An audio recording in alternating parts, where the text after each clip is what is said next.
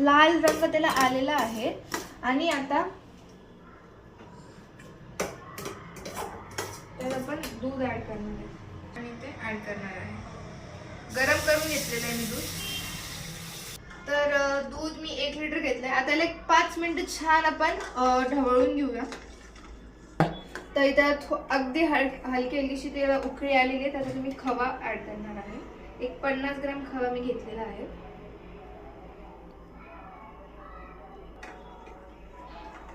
खवा छान विरघळला. खव्याने खीर काय होते, त्याला एक छान असा स्मूथचा टेक्स्चर येतो आणि एकदम अशी एकदम छान अशी स्मूथ होती ती.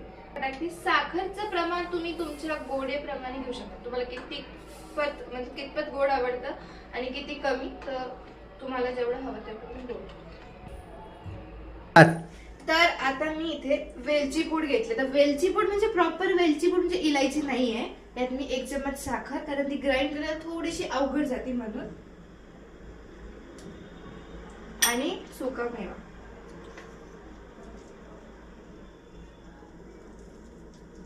छान एक 5 मिनिटाला आपण गॅसवर उकळून घेऊया. आपली खीर रेडी होत जाईल.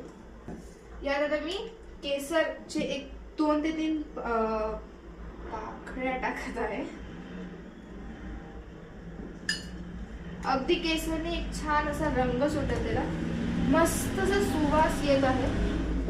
खीर अगदी गोड आणि छान होणार आहे. तर आपली खीर इकडे उकळत आहे. तो पण आपण धिडे कसे बनतात बघून घेऊया. तर इथं त्याचे जिन्नस आहेत.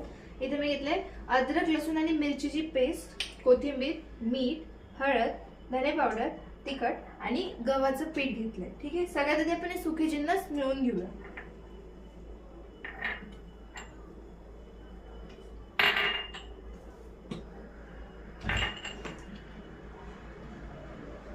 मीठ चवीपुरतं, बारीक चिरलेली कोथिंबीर. तुम्हाला हवं असेल तर तुम्ही यात म्हणजे व्हेजेस घालू शकता हेल्दी बनण्यासाठी. पण एकदम प्रॉपर कसं बनतं हे मी तुम्हाला दाखवत आहे. पाणी ऍड करायचं आणि एकदम पतलंसर याचं एक मिक्सचर बनवून घेऊया आपण. बॅटर रेडी झालेला आहे. पाण्याचा वापर जास्तीत जास्त करायचा आहे. अगदी असं कमी पाणी टाकून काहीच करायचं नाहीये. अगदी डोसासारखं पतलंसं बॅटर. त्यात मी आता 2 चम्मच तेल टाकणार आहे.